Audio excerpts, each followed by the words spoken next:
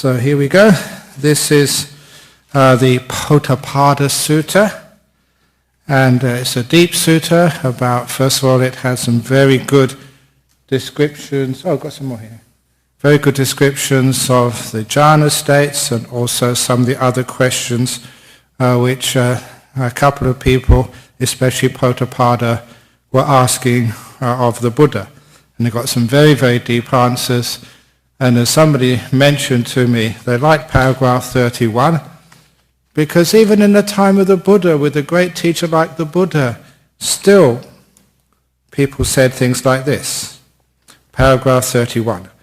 Then the wanderers, as soon as the Lord had left, reproached, sneered, and jeered at Pottapada from all sides, saying, whatever the ascetic Gautama, that's the Buddha, says, Pottapada agrees with him. So it is, Lord, so it is, welfarer. We don't understand a word of the ascetic Gautama's whole discourse. Is the world eternal or not? Is it finite or finite? Is the soul the same as the body or different? Does the tanhakkhayo exist after death or not, or both or neither? And Pottapada replied, I don't understand either about whether the world is eternal or not, etc. But the ascetic Gautama teaches a true and real way of practice, which is consonant with Dhamma and grounded in Dhamma. And why should not a man like me express approval of such a true and real practice, so well taught by the ascetic Gautama? And that's actually where we finished last time. It's halfway through the sutta. And so now we come to paragraph 32. Now that particular paragraph, I read it out again because it is the case that sometimes when we first hear these things, we don't fully understand it. But there are plenty of things which a Buddha does teach which are so well grounded, so easy to accept. It's not airy-fairy stuff which sounds good, but when you examine it, doesn't really have any meaning. It is very, very clear, practical, down to earth, but just because it's practical, it does not mean it's not profound. Again, I've thought many times, and hopefully you get this into your consciousness as well, that just because you don't understand it does not mean it's profound. Because sometimes we think, did you understand that? No, but it was very deep. So please don't think like that. So what he's saying, yes, it was very deep, and actually the important part of it I did understand. So anyway, 2 or 3 days later, Chitta, the son of the elephant trainer, went with Pottapada to see the Buddha. So the Buddha had gone to see them, and now these two went themselves to see the Buddha.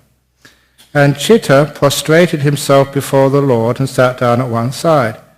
Pottapada exchanged courtesies with the Lord, sat down to one side and told him what had happened. So the very fact that Chitta prostrated, bowed to the Buddha, meant that he was a disciple. And that Pottapada, even though he was very impressed with the Buddha, he just exchanged courteous greetings. So even in the time of the Buddha, people wouldn't always bow to the Buddha. They'd only bow to the Buddha if they had respect for him. So even when people come here, you don't always need to bow to the monks. Some people do, some people don't. Just as in the time of the Buddha.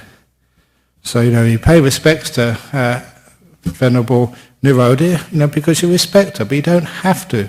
Instead, you can just exchange courteous greetings with Venerable Nirodha. And so, the other thing is that they also refer to the Buddha as Lord.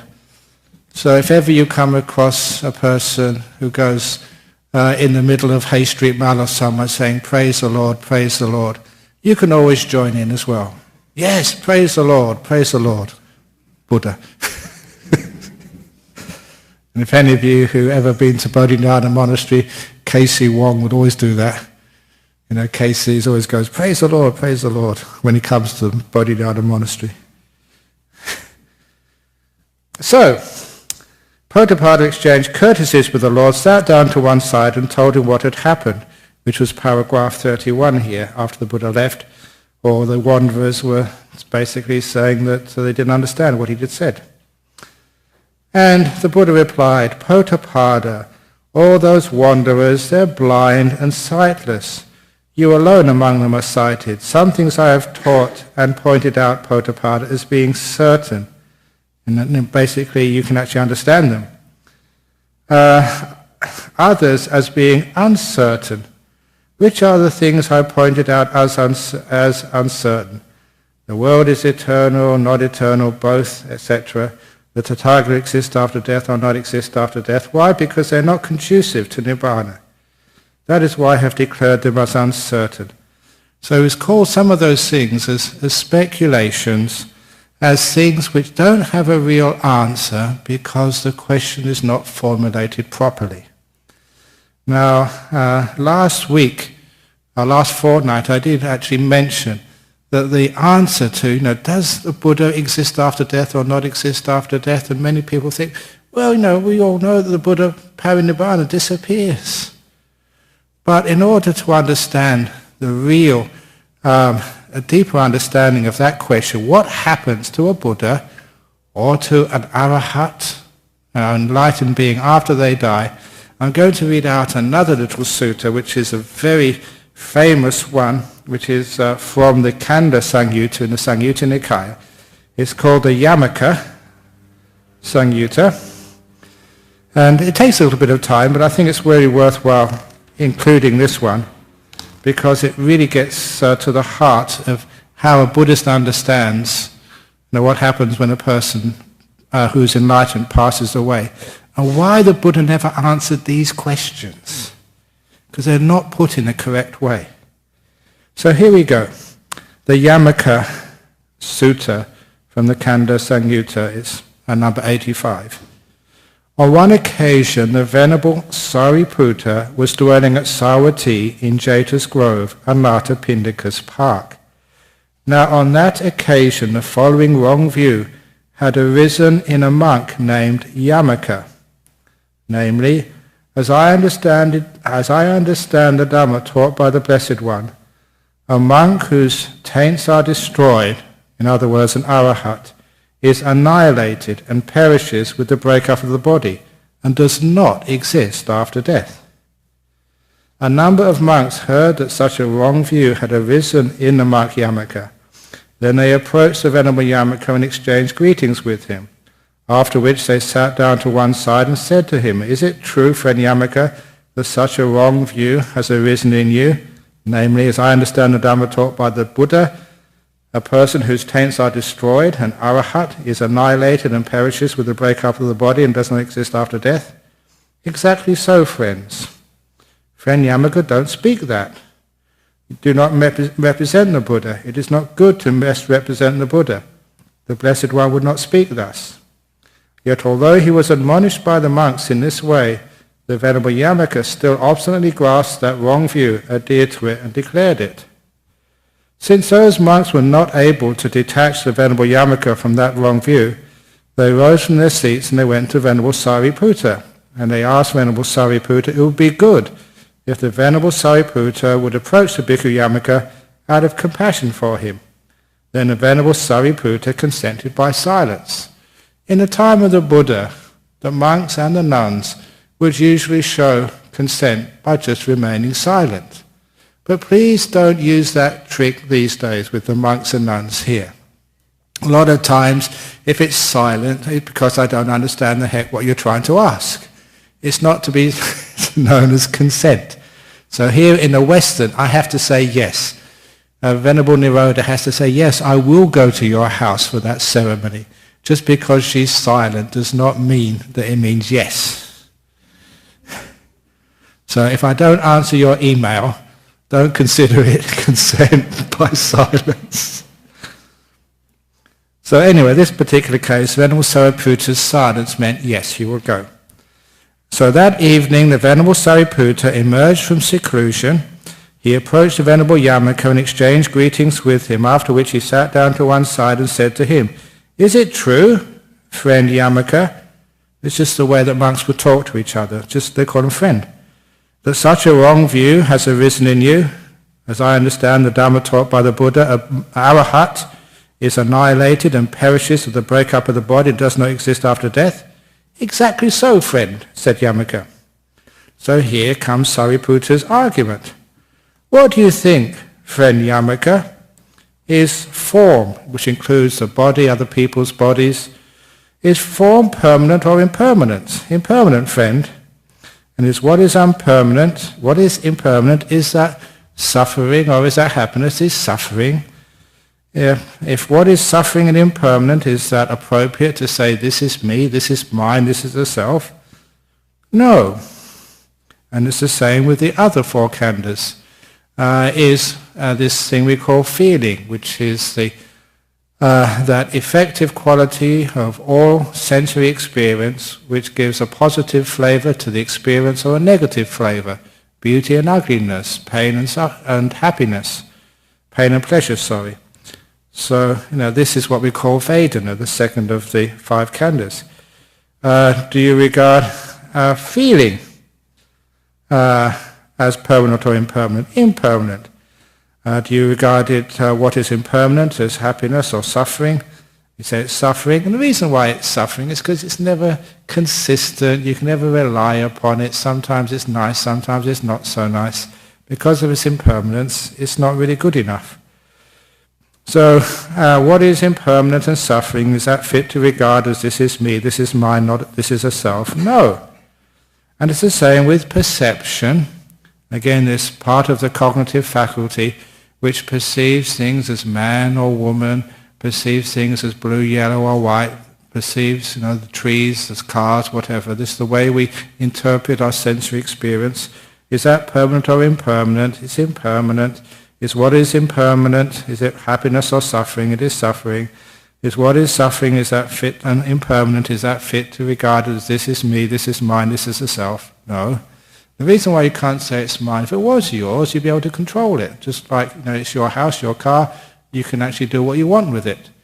But, with some of these feelings, it'd be wonderful to be able to control these things.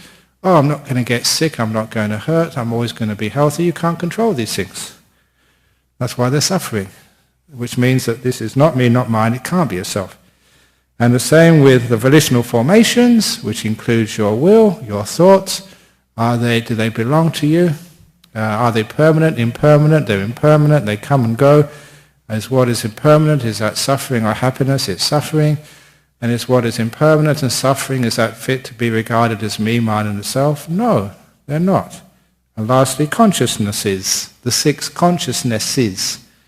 I keep liking to call them consciousnesses instead of consciousness, because that makes a very strong point. There are six totally different types of consciousness, one going from one to the other. Seeing, hearing, smelling, tasting, touching and knowing. Totally different. So they keep changing. As they're permanent or impermanent, they're always impermanent. You can actually see them flip from one of the six to the other. And is what is impermanent, is that happiness and suffering? It is suffering. Is what is impermanent and suffering, is that fit to be regarded as me, mine and self? No. So, you say these five khandhas, they're not a self. Here it's actually saying, do you regard, so what do you think, friend Yamaka? Do you regard form as the Buddha? His body? No, friend. Do you regard his feeling as what the Buddha is? No. Do you regard perception as the Buddha? No.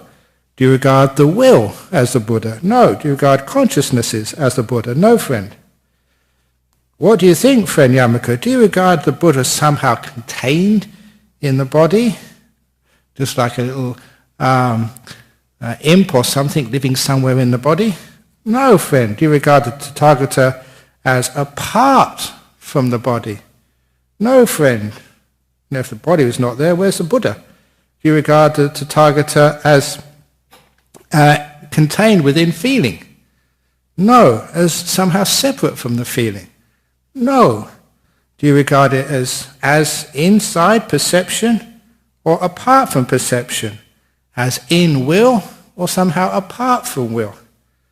As in consciousness or somehow apart from consciousnesses? No, friend.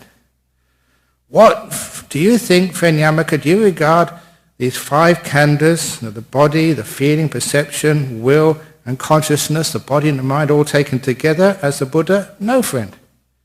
What do you think, friend Yamaka? Do you regard the Buddha as one who is outside of form, feeling, perception, will and consciousness? No, friend.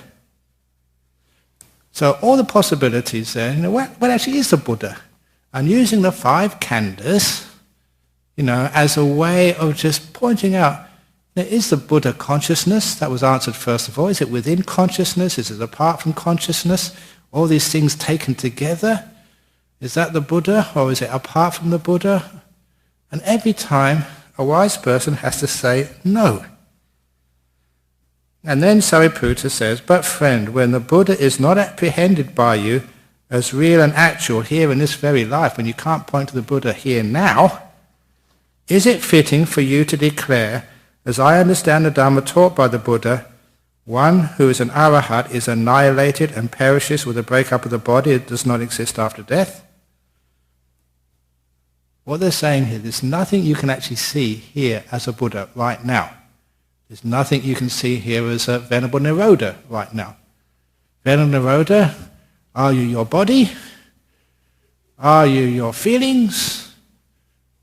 No, you don't actually say that. People say that, I'm happy or I'm miserable. And actually when you identify with that, I'm really miserable, then you really get depressed. When you say it's just misery, nothing to do with me, none of my business, then you're totally apart from that, you don't get depressed. Now, are you your perceptions? Are you your will? Are you your consciousnesses? Which one is it? Which is my real me? And now, am I apart from that? Sometimes outside of that? Am I inside of it? And you just can't put any being in there anywhere when you really examine it. So you can't actually see a Venerable Nirodha now.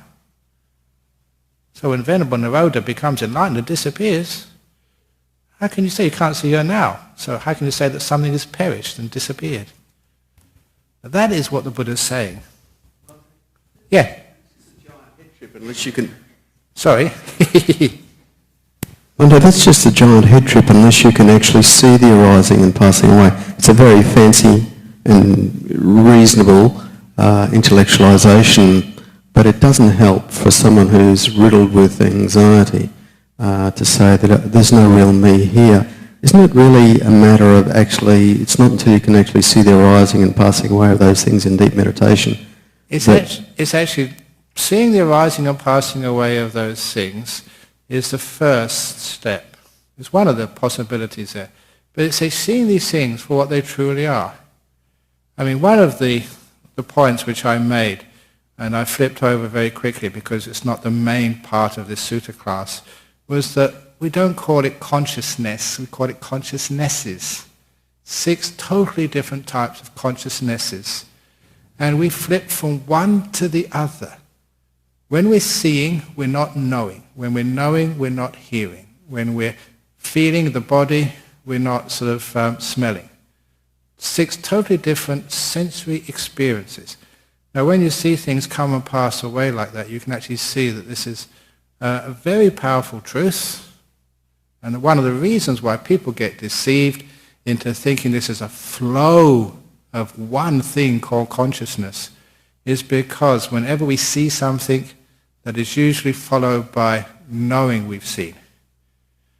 As soon as we've felt a pain or a pleasure in our body, then we know we felt that pain. So it's this mental consciousness, one of the 6 types, always follows after one of the other types. Even that saying that one of the arguments for existence is I know that I know. That is not accurate. You always know that you knew. And if we can only put in that temporal link, when you know you knew something. And then we find out that just this whole idea of a being, which is always there, stable, continuous, is the illusion. It is so similar to when I was a kid, used to go to the seaside, and this is way before the days of computers, and used to have this little machine called what the butler saw machine. You put a penny in the slot and you flipped a lever, and these still, actually drawings or photographs, would go very, very quickly. And it would give the illusion of movement. So only because it went fast, you think there was a continuity of the characters on those still photographs. And that was slow enough to be able to notice that yes, they were stills, but moving so fast, it gave you the perception of movement. And now that is so similar to the flow of still moments of consciousness. One type of consciousness, one flowing after the other, so fast. But just even seeing movement, you should all know just the anatomy of sight. It's a chemical reaction. That chemical reaction takes the time to form an image on your retina. It's not a continuous flow, it's spat, bap, bap, bap, bap of images, which we perceive as movement. But there's no continuity there. It's so fast, that's what it feels like. And that's the problem with consciousness, which gives us the illusion of there's always something constant there. Me, the knower. So are you suggesting then that this is where the role of faith comes in, when you've heard a teacher like you say that, and then you just keep plugging away at stillness to the point where you hopefully can... No, this actually comes to the paragraph 31. Pottapada and his friends say, I don't understand a word of what you said. But, it sounds intriguing. So just because you haven't experienced it yet does not mean it's not worth saying. It's intriguing. And it's intriguing enough to give you something to look out for when you do have these very still and amazing moments of consciousness in deep meditation. That's why we put it in there. So it's not going to overcome the anxiety of some of your clients, but it's going to overcome your anxiety. The people who are really meditating and one day actually see, my goodness, it sounds good.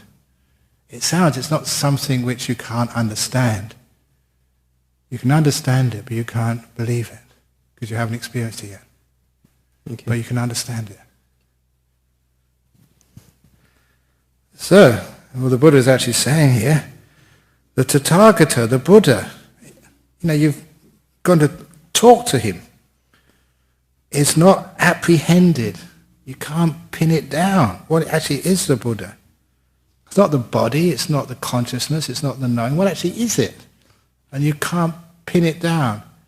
And most importantly, you can't actually say it's outside of the 5 khandhas. It says that specifically here. And unfortunately, there are many monks who keep on saying, oh no, this is the original mind which is outside of the 5 khandhas. This particular sutta here totally confounds that idea.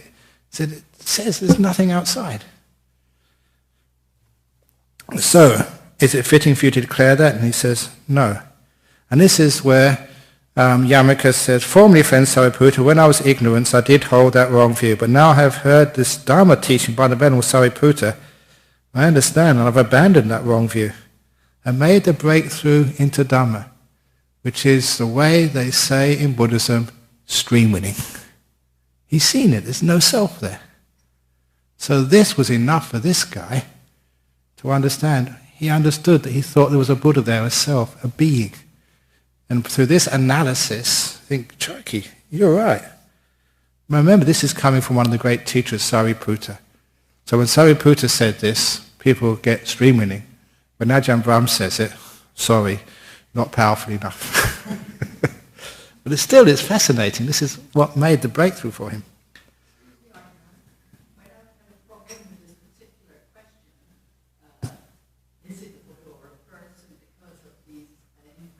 Yeah. I've said to myself, well, I guess if you put all those things together, that is the person. Yeah. Whatever the feeling, whatever it is, put all those together, yes, that's the person. Yeah, but this is, again, we didn't get the microphone to you fast enough. You said when you were faced with this problem before, you said, no, each one of these individually is not the person, but together they're the person. The sum of the parts, the whole is greater than the sum of the parts. But as he says here, what do you think, friend Yamaka? Do you regard form, feeling, perception, volitional formations and consciousness taken together as a Buddha? No. So it's wrong. It's actually put that down. It's not. And this is a brilliant part of this. So, if, friend Yamaka, they were to ask you, friend Yamaka, when a monk or a nun or a layperson is an arahat, what happens to them with the breakup of the body after death? Being asked that, how would you answer? So this was the Buddha just testing out to see if Yamaka really understood. And this is what Yamaka would answer. If they were to ask me this, friend, I would answer thus. Friends, form, body is impermanent. What is impermanent is suffering. What is suffering has ceased and passed away. Feeling, perception, volitional formations, including thought and will, consciousnesses, they're impermanent. What is impermanent is suffering. What is suffering has ceased and passed away. Just that. Being asked such, friend, I would answer in such a way. Good, good. Sadhu, sadhu, friend Yamaka. So this is actually where the Sariputta said, yes. So this is actually how a person answers that question. Now, it's not does a Tathagata exist after death or not exist after death. This is a Buddha.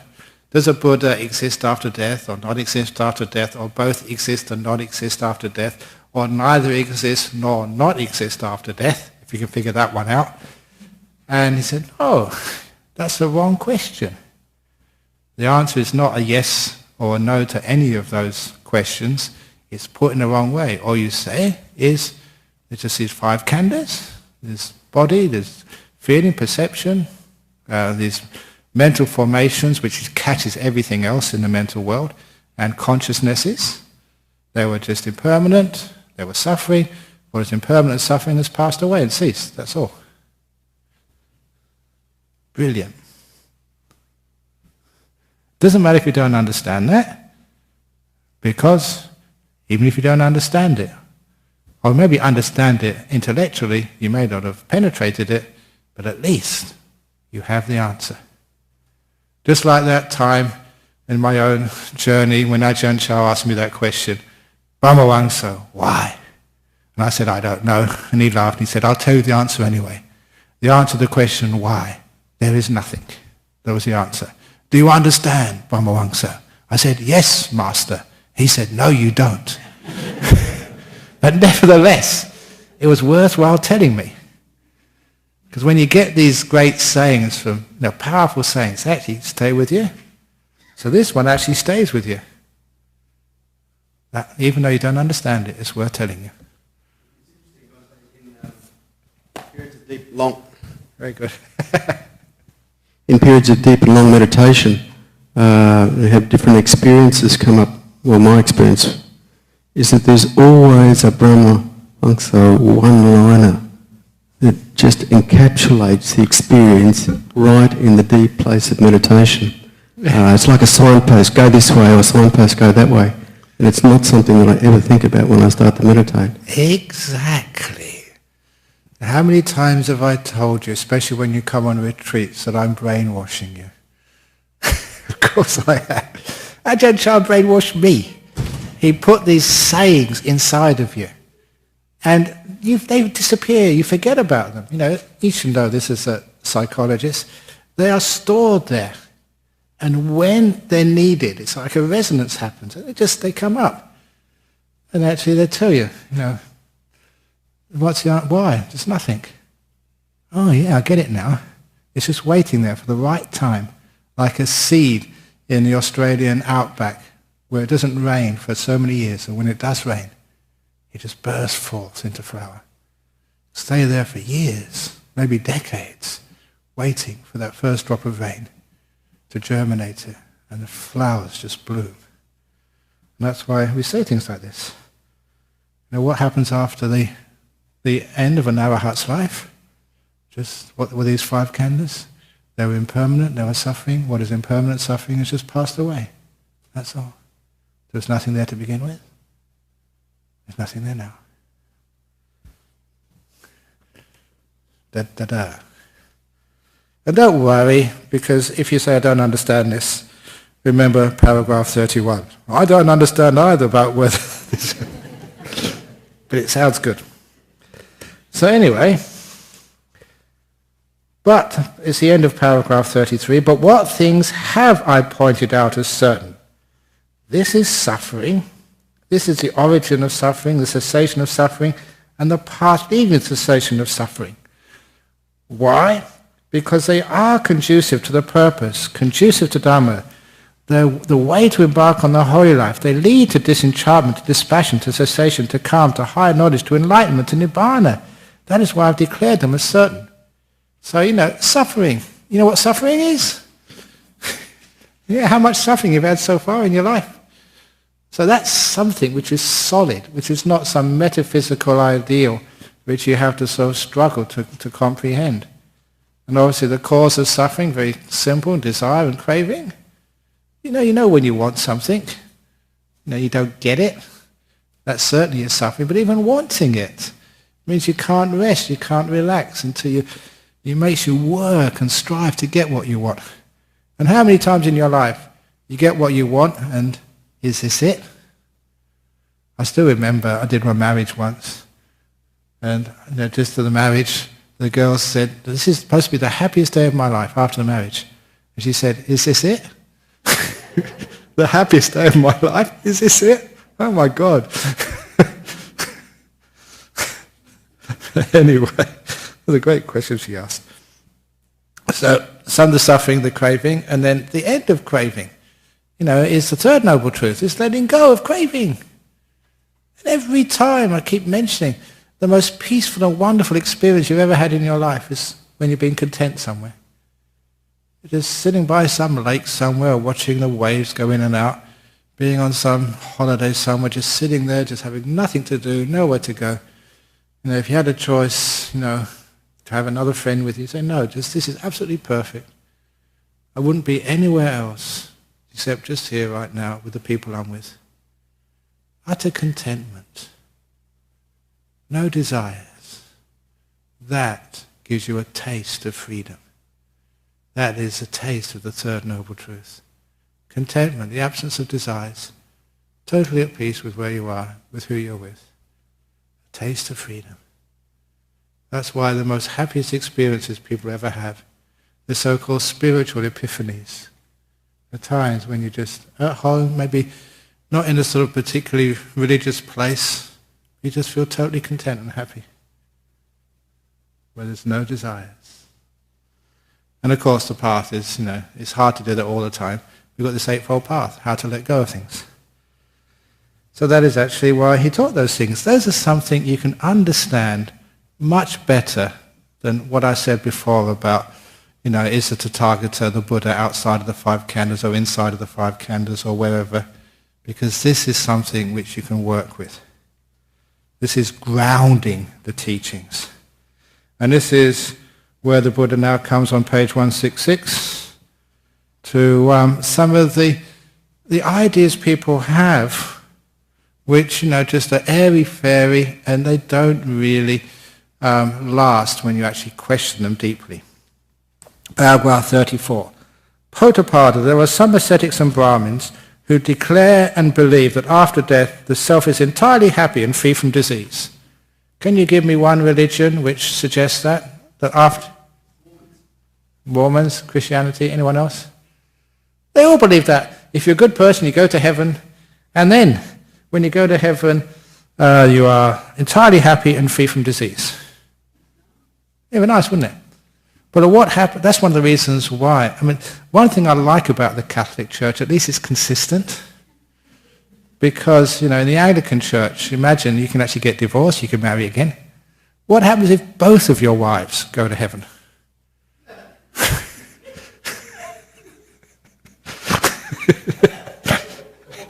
You think that's good? Your internal happiness will be short. So that's why in Catholicism you can only get married once, only can have one wife, one husband. And there's a good reason for that, because that makes things much more simple when you go to heaven. Please excuse me.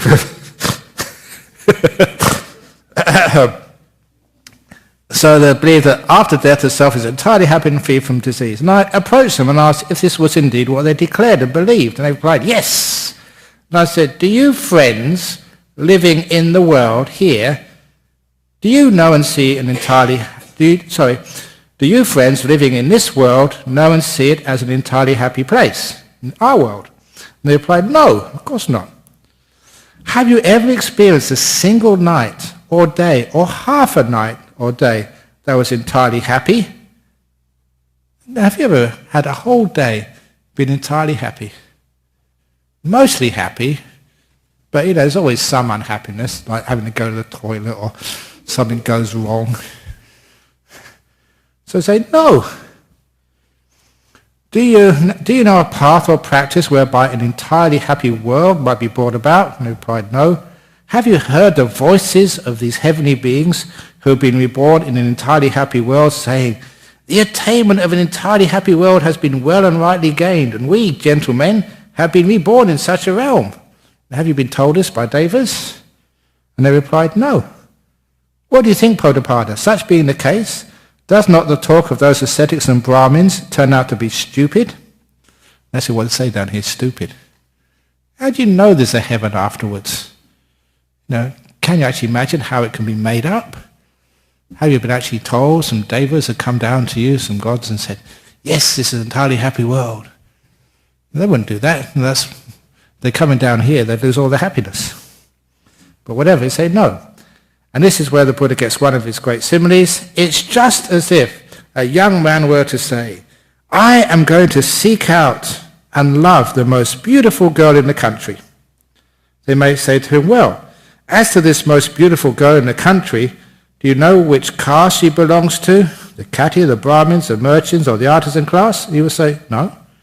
Then they might say, well, do you know her name, her clan, whether she is tall or short or medium height, whether she is dark or light complexioned or sallow-skinned, of what village or town or city she comes from? He will say, no.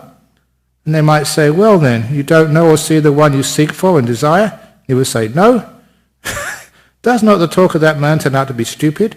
Certainly, Lord. He doesn't know who he's looking for. And so it is with those ascetics and Brahmins who declare and believe that after death the self is entirely happy and free from disease. It's like seeking out the most beautiful place to live after you die. You don't even know where it exists or what it is. Or it's just as if a man were to build a staircase for a palace at a crossroad. A palace is like a mansion, like a big house. It's like, instead of a staircase, you can actually say your garden path of your house. Suppose a person were to build a garden path for a house. People might say to him, well now, this path for your house that you are building, do you know whether the house will face east or west or north or south, or will be high, low or medium height? And you say, no, we're just building the path first. And they might say, well, you don't know or see what kind of house you are building, where the front door will be, where the back door will be, and you're building the garden path first? No. Don't you think that man's talk would turn out to be stupid? Of course, you've got to know where the door is before you put the path to it. The Pottapada. So this is actually saying that people who believe there's going to be an entirely happy realm after you die, that turns out to be an unsubstantiated myth. And remember, that's what most people look for. Happiness ever after. A world, a realm where you can live entirely happy without disease. It's a myth of Prince Charming and Cinderella, who once they meet at last can ride off into the sunset, happy ever after, in a realm with only happiness and no more disease. The myth of Walt Disney. It's amazing just how many people in religion think like that. You can actually, as long as you keep your 5 precepts, give enough donations, that when you die, you'll live happily ever after, just like Prince Charming and Cinderella. The myth continues in the next realm. The Buddha is really tough. He said, no, That is like searching for the most beautiful girl in the country, you don't know where she is. So, instead of that, we're talking about cessation. We're not an entirely happy realm when the realms all vanish. So, paragraph 39. We go into another idea of this self. Now, not the self going to a nice happy realm to live happily ever after, but actually starting to talk about what this idea of a self actually is. So 39. Pottapada, there are 3 kinds of acquired self. It's a very beautiful word. It's not an existing self, it's actually how you make up a self. Not one which is pre-existing, one which you fabricate. And fabricating is a nice word, because fabricating, you know, is not real. It's just you make it up, and it appears to be real to you. So there's 3 kinds of what I call fabricated self. The gross fabricated self, the mind-made fabricated self, and the formless fabricated self. What is the gross fabricated self? It has form, body. It is composed of the 4 great elements, basically stuff, nourished by food. What is the mind-made fabricated self? It has form, complete with all its parts, not defective of any sense organ. This is like the mind-made body. Some people call it the astral body, the thing which happens when you have a near-death experience, what you see if you see a ghost. And just for your interest, to make this talk a little bit more spicy, not yesterday, but 8 days ago, I was performing a funeral service for somebody. It was a burial, they were Chinese, and it was a long way from the gate at Calcutta to the plot for the Chinese people. So it was a walk of maybe almost a kilometer, and walking in front of the hearse with the funeral director, who was from Barra and O'Days, just wanting something to pass the time. I just started chatting to her and asked how long she'd been in her job. She said she'd worked for that company for 16 years. 16 years, I said. Have you any ghost stories? And she said, yes, many. Many times in the funeral homes, she's seen people standing in her office who should be in the box. What was the best one you've had? I asked her. And she said, once she said, she had to go back a little bit. The hearse, they have a person employed especially to clean the hearse up after every funeral to make it ready for the next funeral. Because if that's your loved one, you don't want to put that casket in a dirty car. So it is actually cleaned up before every new coffin goes in. They got a guy who does that. And so the guy had cleaned up the coffin, they cleaned up the hearse and locked it up, waiting for the next funeral. And then, for no discernible reason, inexplicably, inside it misted up. And all the glass windows of the hearse had this condensation appear on the inside. And then after the condensation appeared, handprints appeared on the inside. All on the windows, of which there were many on the hearse, covered with handprints. Something inside was trying to get out. Great ghost story. And actually told me that one. Now that's what we call like the mind-made body in Buddhism, a ghost body. Perfect in all its parts. In other words, as it was buried, that's how it appears. Many times it's happened. People who have died, whatever you dress them in the coffin, if they are a ghost, that's how they appear to people. So that's why it is a good idea to put someone in a nice suit or a nice dress. Because when they go out, that's what they'll be wearing when they go and haunt somebody. It's actually true. Okay, I better not go on this. I go on for hours on these stories. But anyway, that is the idea of the mind-made body. Perfect in all its parts. It looks just as if, when it was dead. Is it always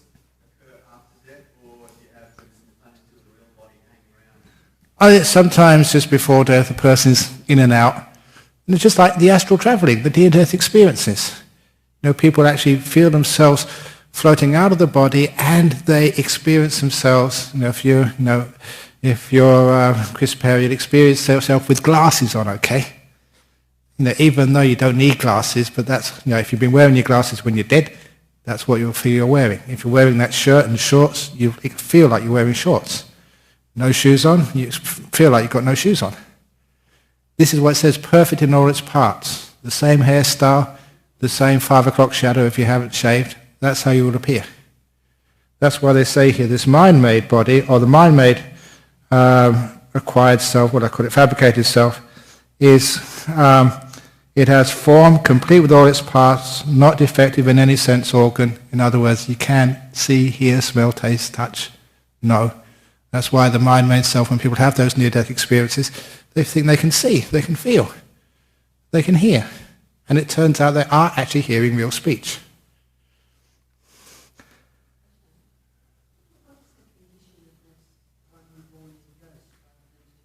It's just usually attachment or just unfinished business, I like to say.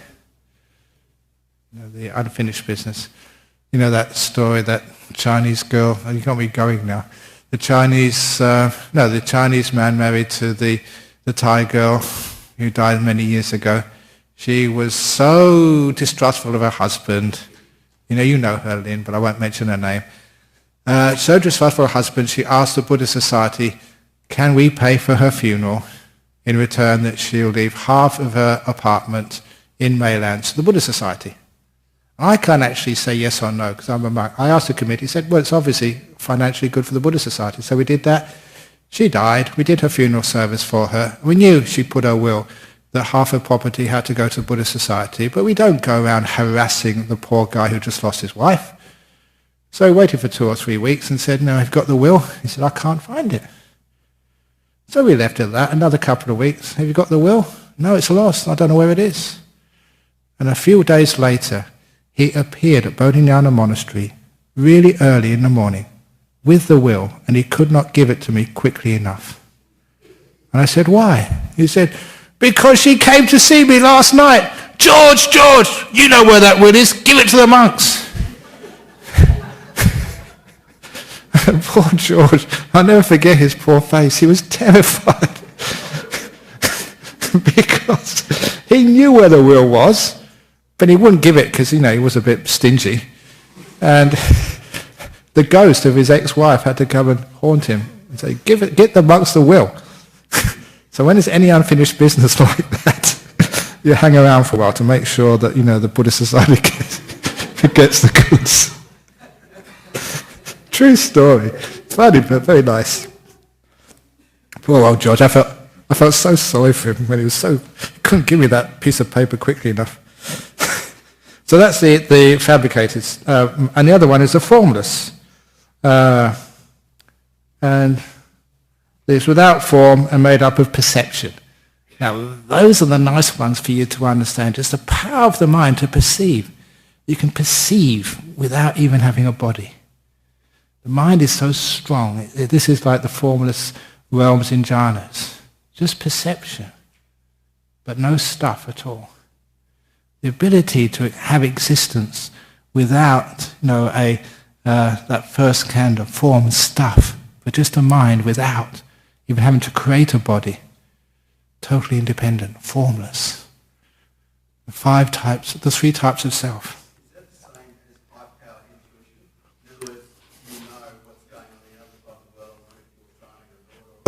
No, that's just something which can happen even in the mind-made self. That's why the mind-made self, which is mostly commonly known with the ghosts. So many times this has happened. People have told me their mother has died in England. This one guy, you don't mind Peter, his name was. Many of you know. He wouldn't mind me telling with Peter Sale, the ranger. His mother died in England. He was up here in Nollamara, Nile away. Woke up in the middle of the night, turned on the light, and his mum was at the end of the bed. The only time he's ever seen a ghost in his whole life, he knew it was his mum. He wasn't at all scared because his mother was smiling at him. And he just smiled back. He had this, not just for a flash, it was about 3 or 4 minutes, he said. Just smiling at each other. He knew his mother had passed away. And then after 3 or 4 minutes, it just faded. Had the lights on, not imagination at all, for a long time. Perfect peace. He felt so serene. We knew his mother must have died. So after she faded away in the middle of the night, he was an Englishman, so what did English people do in such situations? Make a cup of tea. That's what he did. He got up, put the kettle on, made a cup of tea, and then, sort of while he was drinking his tea, telephone rang, sister in London, in Essex. Peter, got some bad news, your mum has died. What? How do you know? Oh, she's just come to visit me. That's just so classic that, in the mind-made realm, so space has no real meaning. Time still has, but not space. So that's what exists in our time, in our bodies, and that's the extension. So that second of self-truth you're talking about, the mind itself, is an extension and a facility that we have in here and now. In one sense, but we're going to come to that because you can only have one acquired self at a time. Interesting. This is coming up in a moment.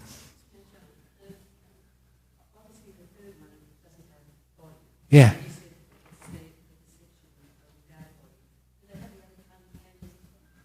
They have the other 3 khandhas, feeling. In other words, happiness or sadness. Yeah. And they certainly have perception. They have will, thought, and also, obviously, consciousness. They have 4 khandhas, but not the 5th.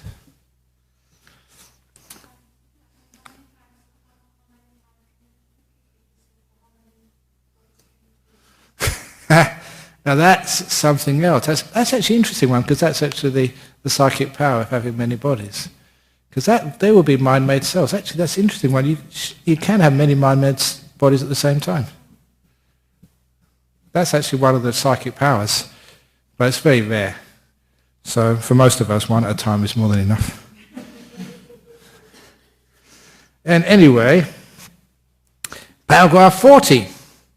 But I teach a doctrine for getting rid of the gross acquired self, whereby defiling mental states disappear and states tending to purification grow strong, and one remains in the purity and perfection of wisdom here and now, having realized and attained it by one's own super-knowledge. So it is getting rid of the body, but almost like by a path of having defiling mental states. He's saying the path of overcoming that gross body. Defiling mental states. And there was one of the suttas there, the Aganya Sutta, where it says that beings, they were usually very refined until they started getting into desire and craving, and that solidified their bodies in the evolution story of the Buddha. And the more they had the defilements, the more solid their bodies became. It's almost like the mental defilements made you very, very physical. And the more that you had the purity, the less physical you were. Very interesting idea.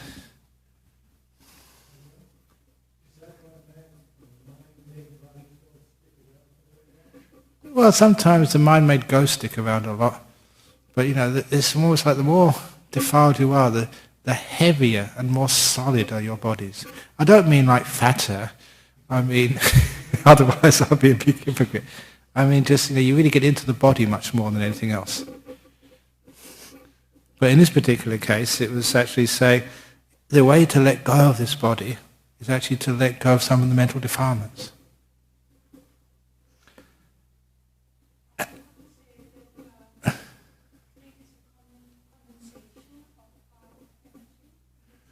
It can be a condensation of energy which actually starts to make the body really stiff and, yeah. To extend that further, that idea of thinking of purity causing the solidness which manifests as the body. And that thinking keeps going, then the body starts to concentrate, condense and actually starts to get psychosomatic illnesses. Yeah, okay, yeah. In other words, it keeps going. The process keeps going past the body into a very sick body. In the sick body, yeah. Anyway, let's get going where we got the... So I teach a doctrine getting rid of the gross fabricated self, where defiling mental states disappear and states tending to purification grow strong. One gains and remains in the purity and perfection of wisdom here and now, having realized and attained it by one's own super-knowledge. There's actually another little thing which is worthwhile saying there. I remember just with even the idea of like levitation. of the body being so light, it's almost not there. I remember the Buddha actually saying that once. He says sometimes his body, because of great purification of the mind, so pure, it feels as light as a feather. Now I'm sure that many of you had those experiences in meditation. Your body feels just so light when you're meditating. As if like there was a blast of wind, you'll just float up in the air just like a feather. And that is also this a perception which comes in deep meditation when you've got very pure mind states, a lot of compassion and a lot of letting go, a lot of peace. Even the feeling of the body is not so solid anymore. But when you're really upset or craving, you really feel very solid and just really heavy.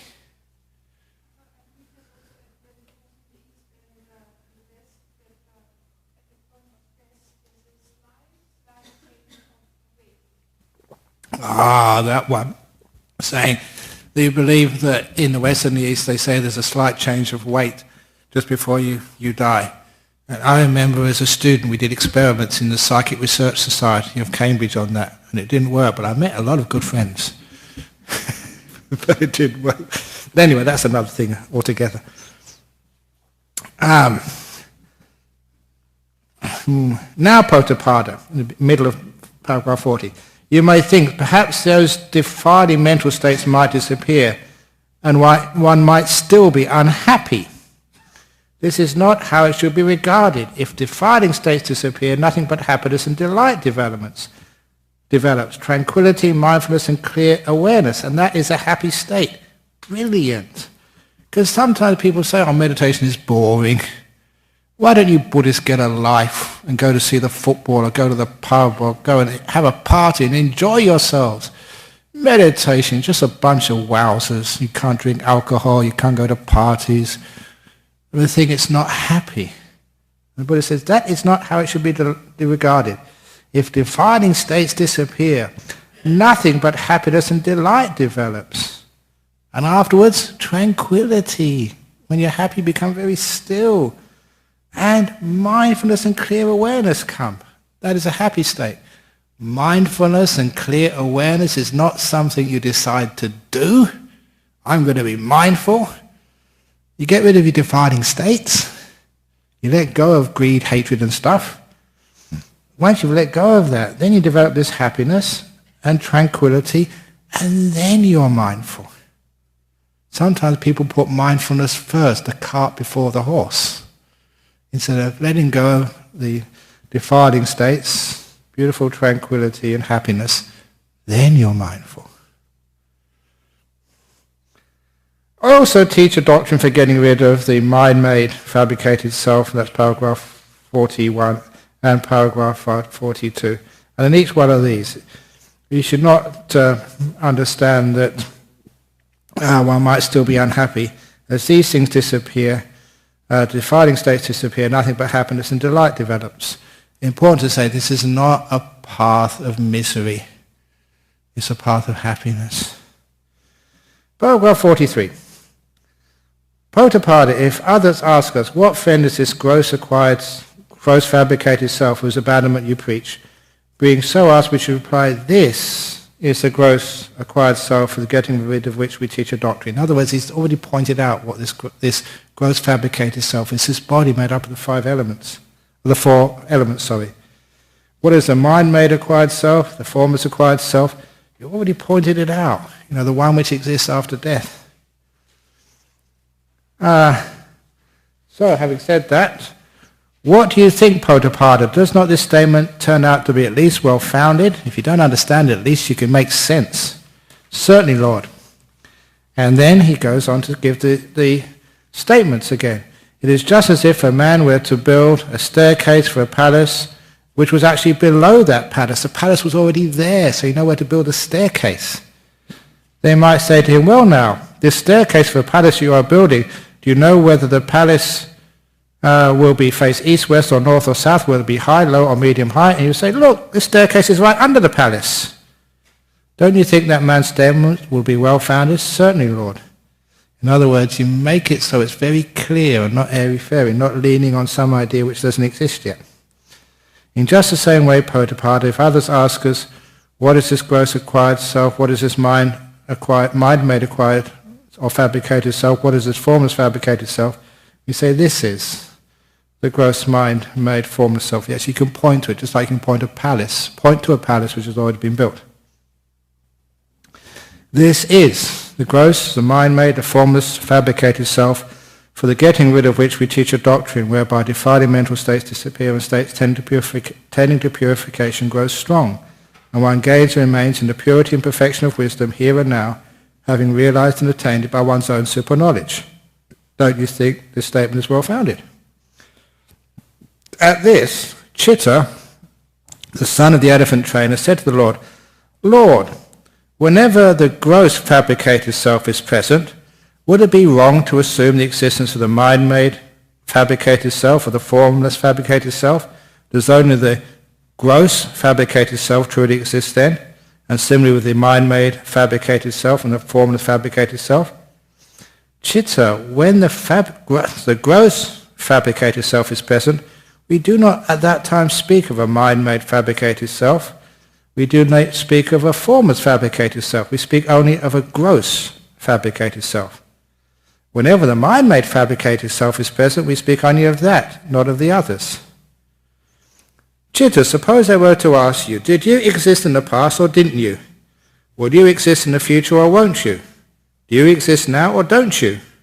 How would you answer? Lord, if I were asked such a question, I would say, I did exist in the past, I did not exist. I shall exist in the future, and I shall not exist. I do exist now, I do not exist. That, Lord, would be my answer. But Chitta, if they asked, the past fabricated self that you had, is that your only true fabricated self, and are the future and present ones false? Or is the one you will have in the future the only true one, and are the past and present ones false? Or is your present acquired self the only one true, the only true one, and the past ones false? How would you reply?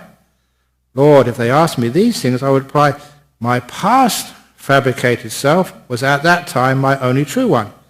The future and present ones were false.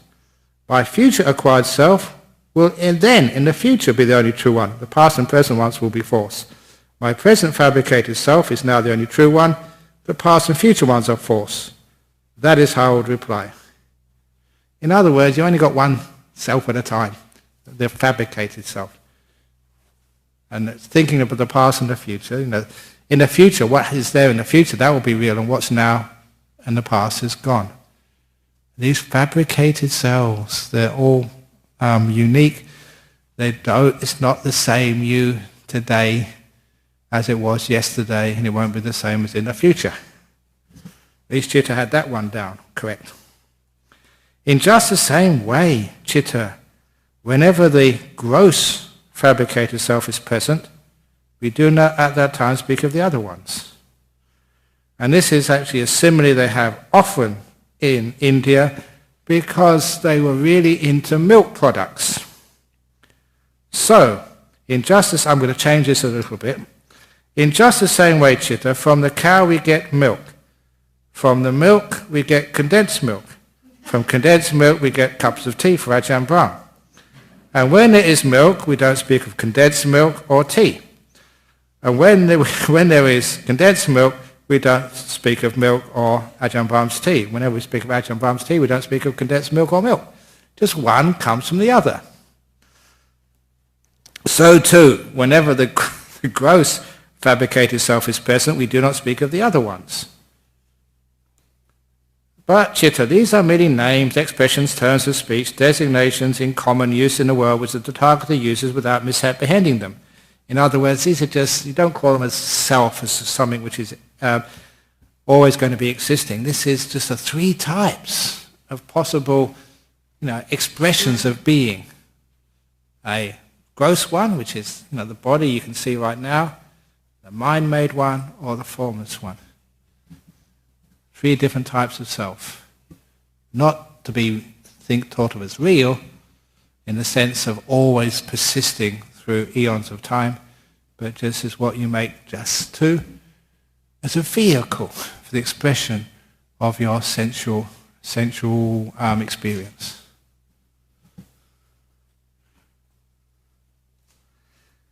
And At these words, Pottapada the Wanderer said to the Lord, "Excellent, Lord, excellent.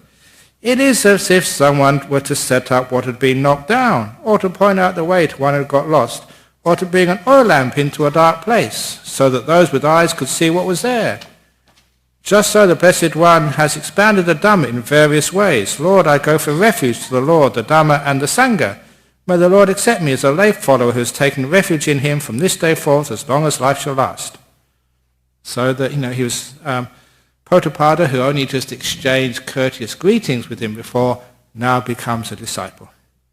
But Chitta, the son of the elephant trainer, said to the Lord Buddha, he asked the deeper questions about the types of acquired or fabricated selves. "Excellent, Lord, excellent. It is as if someone were to set up what had been knocked down, or to point out the way to one who got lost, or to bring an oil lamp into a dark place so that those with eyes could see what was there. This is just standard. Just so the Blessed One has expounded the Dhamma in various ways. Lord, I go for refuge to the Lord, the Dhamma, and the Sangha." And he also said, "May I, Lord, receive the going forth of the Lord's hand, may I receive ordination." And actually, those are the two types of ordination. The going forth is the novice ordination, and the other one is the full ordination. Even at that time, there was those two forms of ordination. First of all as a novice, and then the full ordination as a monk or a bhikkhuni. And Chitta, son of the elephant trainer, received the going forth of the Lord's hands, and later the ordination. And the newly ordained venerable Chitta, alone, secluded, unwearying, zealous and resolute, in a short time attained to that for the sake of which young men and young women, and some old men and old women, then when they're older, go forth, from good birth, go forth from the household life into homelessness, that unexcelled culmination of the holy life, having realized it here and now by his own super knowledge and dwelt therein. This is Chitta, knowing birth is destroyed, the holy life has been lived, what had to be done has been done, there is nothing further here. And the venerable Chitta, son of the elephant trainer, became another one of the arahats. Sadhu, sadhu, sadhu. So that is Pottapada Sutta. It's a very deep sutta. That's why some of the suttas in the DN9, the long discourses, are so long that you usually can't teach them unless you go over 2 sessions. And it's very rare for me to have 2 sessions in a row where I can actually teach this. I'm usually overseas somewhere.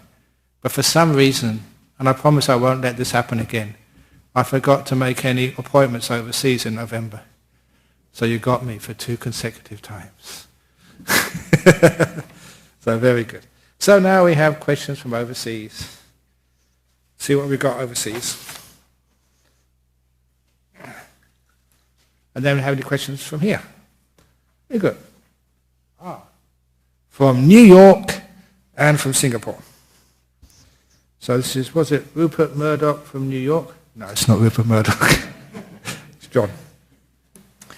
As you have said, there seems to be a lot of similarities between near-death experiences and jhana, yet it seems near-death experiencers don't have to overcome the 5 hindrances. It seems in near-death experiences the consciousness, having been detached from the 5 senses, is able to access enhanced perceptions and memories which are unavailable to normal day-to-day consciousness. Is it possible that the first 4 jhanas prepares a person to reach that stage, or are the immaterial attainments also needed? Is it possible to have a physical death if one stays in jhanas for too long? There are quite a few questions there. It's first of all, when the 5 hindrances are overcome, for many of them, they are very much connected to a body. Even like sloth and torpor. That's very much a bodily induced thing. Yeah, sometimes you can be a bit dull in the mind, but a lot of it is a physical stuff. And I remember telling that story. I've been telling the monks that I like air cons. Actually, they're not turned on this afternoon. It's not that hot. Because I would always suffer from sleepiness at 3 o'clock in the morning in Thailand.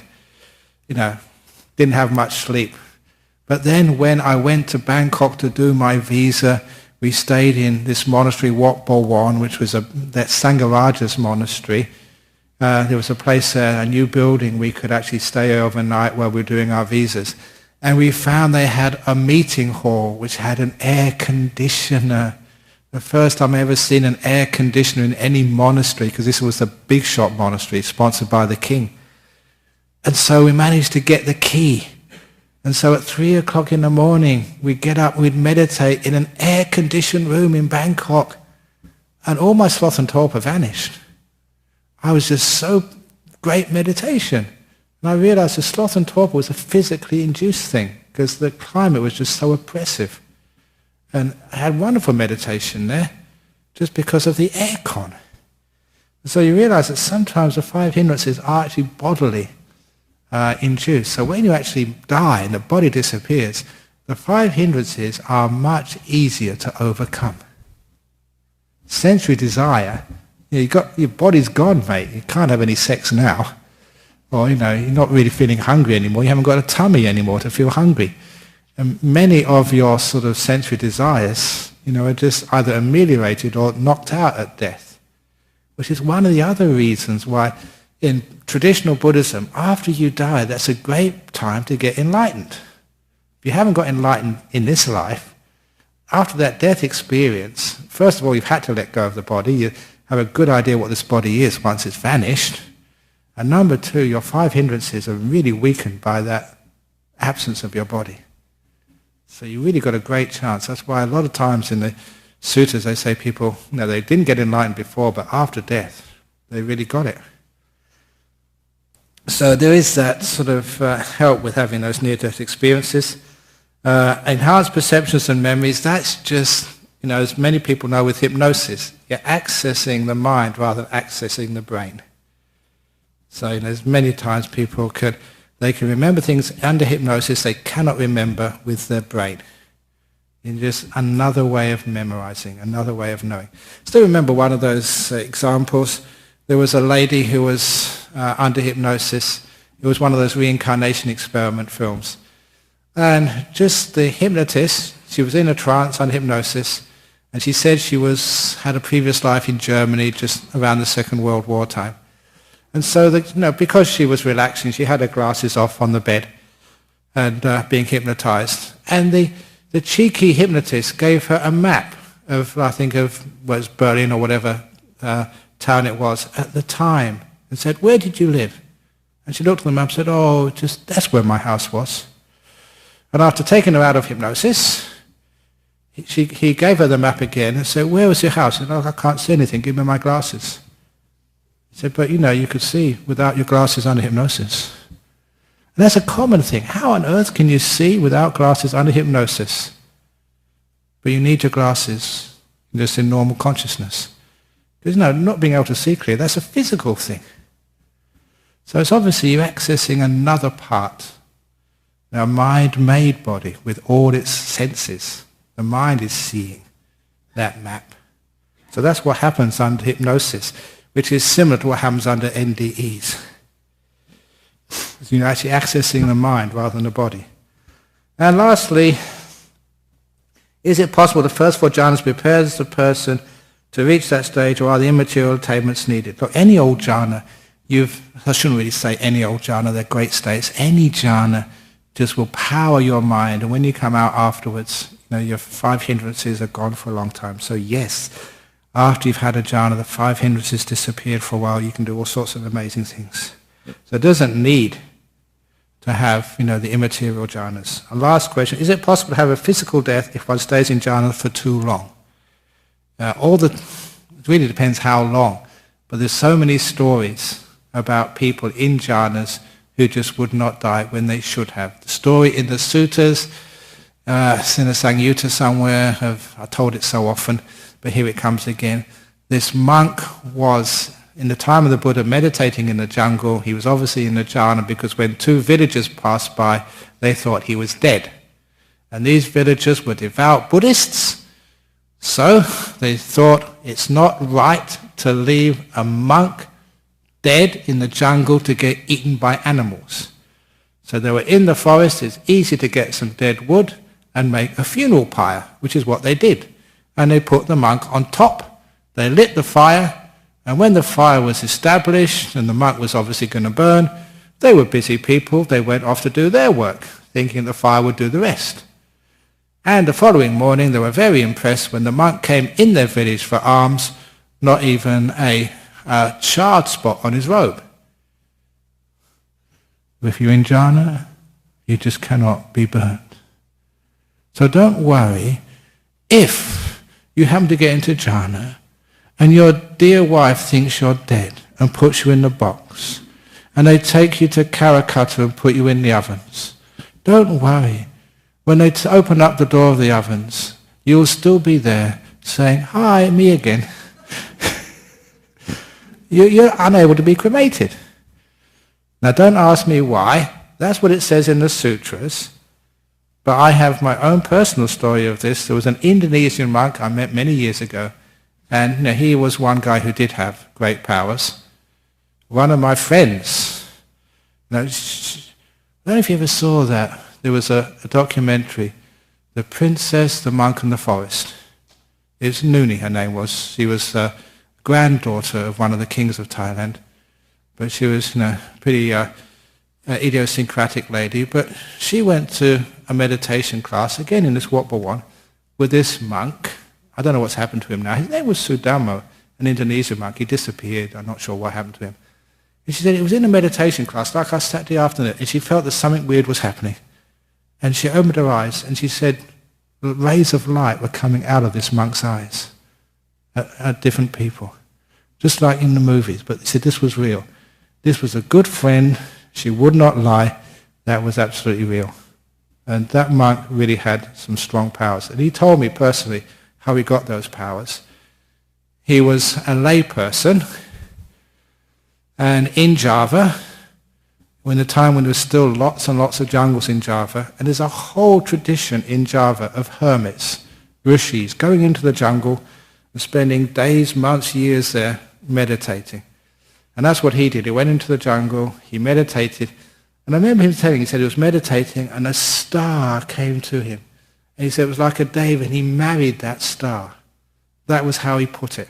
Star was nimitta, and marrying would just unite him to it. And he said didn't know how long he was there, but for a long time. He said when he came out of that state, he knew the place where he'd sat had changed. There was a lot of destruction around. And he asked the local villagers what had happened. There had been a flood for many days. And where he sat was under 2 or 3 meters of water. And he should be sitting there, number one, he didn't realize he'd been submerged for such a long time. It didn't really matter. He was in a deep meditation for about 2 or 3, 4 days. Totally okay.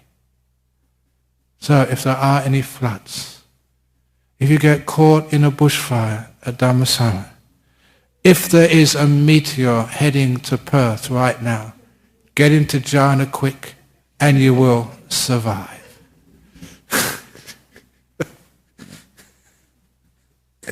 Fascinating. But actually, to me, that makes sense. Weird, but it makes sense. There's too much evidence. If you stay too long in jhana, I think if you stay too long in jhana, that's another ball game altogether. Sometimes you're so still for too long, there's nothing to sustain the body. And just basically you get reborn in the jhana realms. You just don't come back.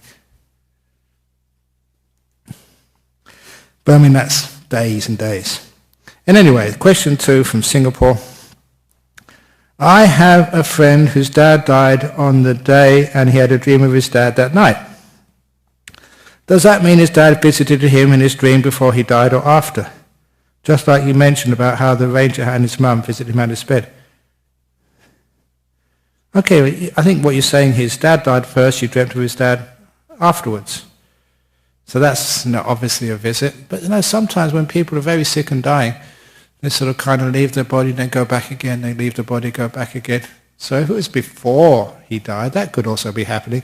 His dad just leaving the body, just he's on the edge of life and death.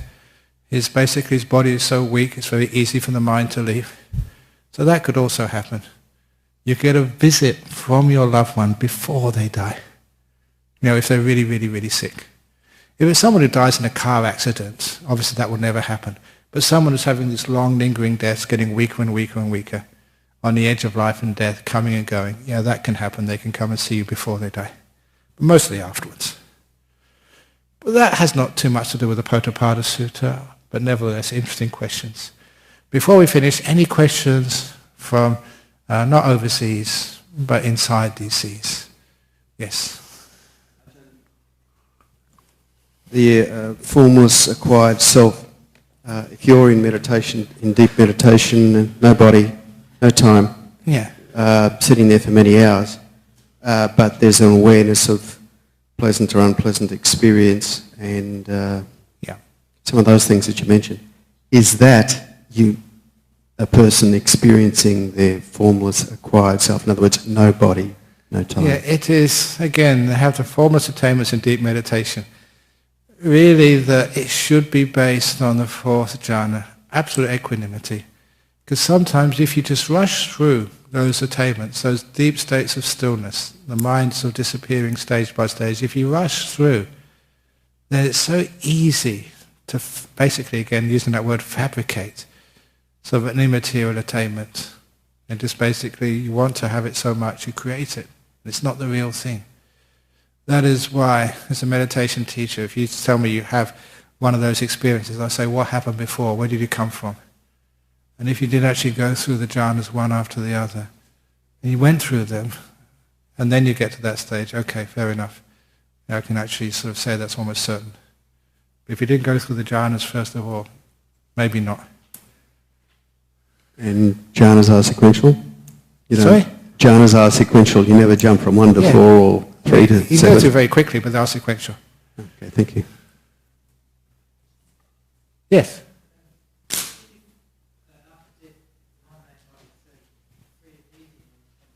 Yeah, if after death, yes. Yes, and it's so free and easy, and the hindrances are weakened.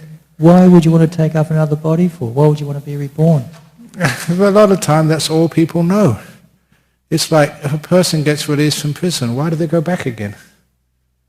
It's because they feel comfortable. That's where they know. That's where they feel they belong. So that idea of a prisoner being in the prison for such a long time, when they get released, they just can't stand that, even though it should be much more freedom. They want to go back to where they think they belong. So is it a good idea to stay just in the mind-body? No, the best thing is actually when you're in the body to get understanding, when you're in the prison, to actually to go and have people visit you, talk to you, actually to look after you when you first leave prison, maybe to do work release, maybe go and work at Bodhinyana monasteries, many prisoners do, and get used to being outside. So what we mean there is like work release, from prison, is when you're meditating, getting out of this body in jhanas. That's like work release. You're only out for a few hours, but it gives you a taste of what it's like to be out of this body. So when you do die, you're quite, oh, here we go. This is beautiful, you don't get afraid. And you're quite used to something different. The attachment is not something we decide to do. Sometimes the attachment is automatic. We always go back to where, our old happy hunting grounds. The places where we've been before. We incline back towards that because we feel comfortable there. Very few people are adventurous and brave enough to go to somewhere new. The old pile of shit simile and the worm. This is my pile of shit. It's my food. It's fragrant. It's warm. I don't want to go to heaven. Also, what I meant also too is that if you realise that and you don't want to be reborn, say into human again, so is staying in the mind body, is that an advantage or not? That is an advantage, yes, because you actually know something new. It's okay just not wanting to get reborn again, but where the heck are you going to go? So, if you've got nowhere else to go, you have to stay here. So at least gives you more opportunities, more options after death, more experiences, so you can understand what is available for you once death happens. Other people, they haven't got a clue what happens after death. They've got no options except to come back again. They come back to the only place they know. Okay, we might finish now because here comes Kenny. So, hi Kenny. So it's 4:28. Very good, Kenny. Your very simple, gross acquired self and your mind-made self. His name is Kemachara. Okay, so we'll do a bit of chanting now to finish off the class. We're doing some chanting now.